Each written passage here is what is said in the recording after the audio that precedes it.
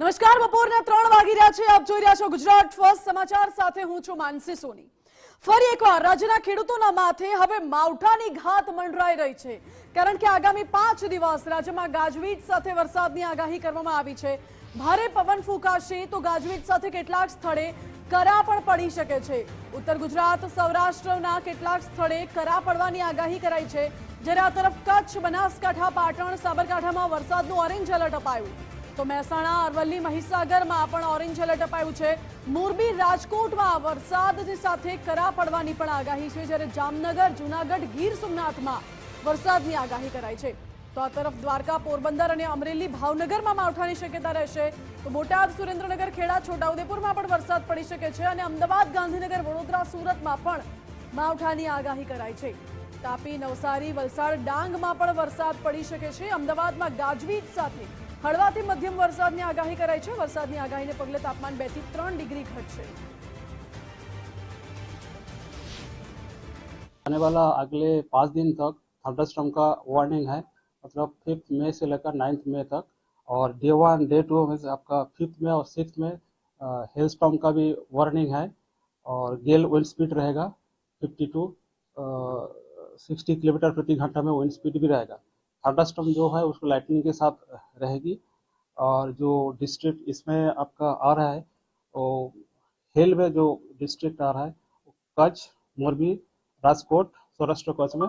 और गुजरात रीजन में जो डिस्ट्रिक्ट आ रहा है बनासकांठा, साबरकांठा, अरावली, महीसागर, दाहोद, पाटन, मेहसाना और पंचमहल, ये डिस्ट्रिक्ट में आपका हेल स्टॉर्म के साथ थंडरस्टॉर्म विथ लाइटनिंग का वार्निंग दिया गया है.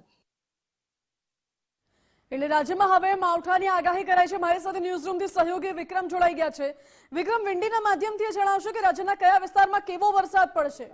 બિલકુલ માનસી, એટલે જે રીતે મેમાં માવઠાની આગાહી કરવામાં આવી છે અને હવામાન વિભાગ દ્વારા જે આગામી 5 દિવસ ભારે વરસાદ, પવન અને કરા પડવાની પણ આગાહી કરવામાં આવી છે, ત્યારે આપણે વિંડીના માધ્યમથી સમજીશું કે કયા કયા એવા વિસ્તાર છે કે જ્યાં આ માવઠાની અસર જોવા મળશે. જે સાયક્લોનિક સર્ક્યુલેશનની અસર જે છે એ ખાસ કરીને ઉત્તર ગુજરાત અને સૌરાષ્ટ્રની અંદર જોવા મળવાની છે. અહીંયા જે રીતે વિંડીમાં આપ જોઈ શકો છો કે ખાવડા છે, અહીંયા ભાવનગર છે અને સાથે જ પાલનપુર, મહેસાણા પણ એવા વિસ્તારો છે કે જ્યાં આ માવઠાની અસર અને સાથે જ ભારે વરસાદ અને પવનની પણ અસર જોવા મળશે.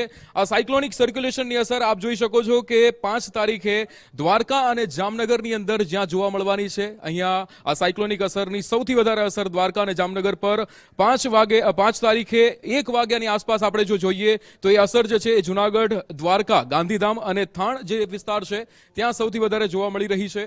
આગળ આપણે જો વધીએ અને 6 તારીખની વાત કરીએ તો જૂનાગઢમાં ખાસ કરીને જે અસર જે છે એ સૌથી વધારે અહીંયા જોવા મળી રહી છે. ભાવનગરની અંદર પણ સાયક્લોનિક સર્ક્યુલેશનની અસરના કારણે ભારે વરસાદ અને પવનના જે અહીંયા આ અસર જોવા મળી રહી છે.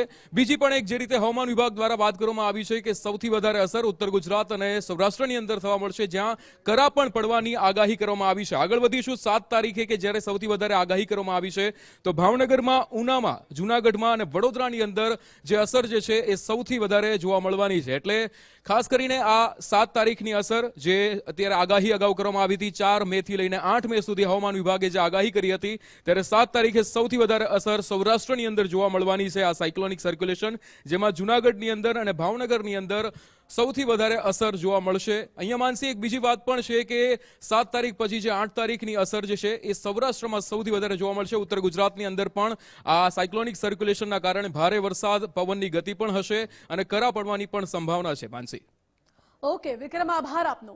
એટલે આગામી 3 થી 4 દિવસ રાજ્યમાં વાદળછાયું વાતાવરણ છવાયેલું રહેશે અને હવામાન વિભાગે કેટલાક સ્થળે તો કરા સાથે વરસાદની આગાહી કરી છે, જેથી ખેડૂતોની ચિંતા વધી છે.